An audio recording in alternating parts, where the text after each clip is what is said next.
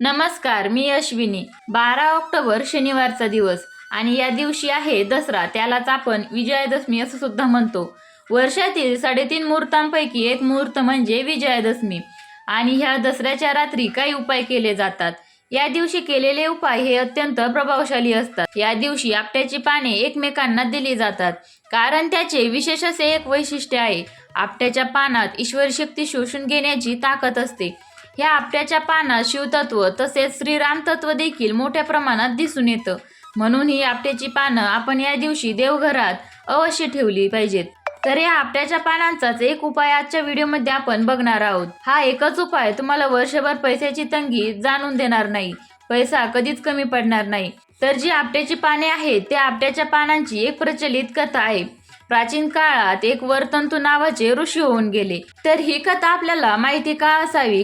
आपण जेव्हा एखादा उपाय करतो तो पूर्ण श्रद्धेने आणि विश्वासाने करतो तेव्हाच त्याचे फळ आपल्याला प्राप्त होते.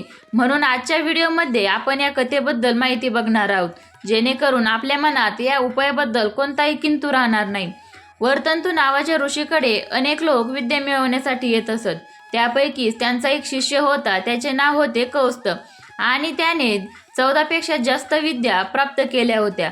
तेव्हा त्याने गुरुदक्षिणा म्हणून ऋषींना काय देऊ असे विचारले. तेव्हा ऋषी म्हणाले, तुझा जर आग्रहच आहे तर तू एका विद्येसाठी 1 कोटी सुवर्ण मुद्रा, अशा प्रकारे 14 विद्या मिळवल्याबद्दल तू 14 कोटी सुवर्ण मुद्रा दे.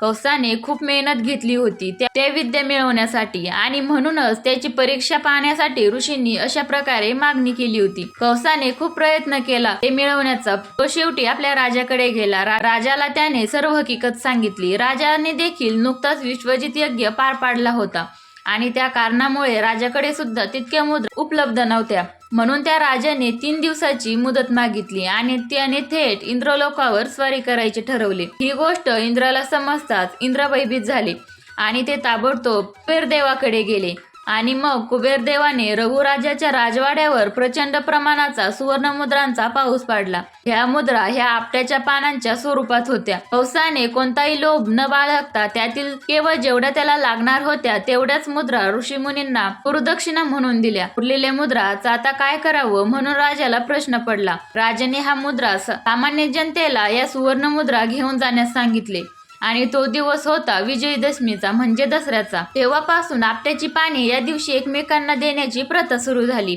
आपट्याची पानांना सोन्याचे महत्त्व दिले आहे. अशी ही आपट्याची पाने ज्यामध्ये दैवी शक्ती आकर्षित करण्याची ताकद असते आणि अशी यातील 2 पाने आपण आपल्या तिजोरीत किंवा ज्या ठिकाणी तुम्ही तुमचे पैसे किंवा दागदागिने ठेवता त्या ठिकाणी ही पाने ठेवावीत. अशी ही पाने आपण वर्षभर जपून ठेवावीत. लक्षात घ्या की ही पाने आपण माता लक्ष्मीच्या चरणी वाहिलेली आहेत. म्हणून ती आपण तिजोरीत ठेवताना ओम महालक्ष्मी नमः या लक्ष्मी मंत्राचा उच्चार करत ती पानं आपण त्या तिजोरीमध्ये त्या ठिकाणी ठेवायची आहेत, जेणेकरून आपण जो उपाय करत आहोत प्रभावशाली ठरेल. तसा हा छोटासा उपाय तुम्ही सुद्धा विजयादशमीच्या रात्री नक्की करून बघा. तुम्हाला सुद्धा त्याचा फरक नक्कीच जाणवेल.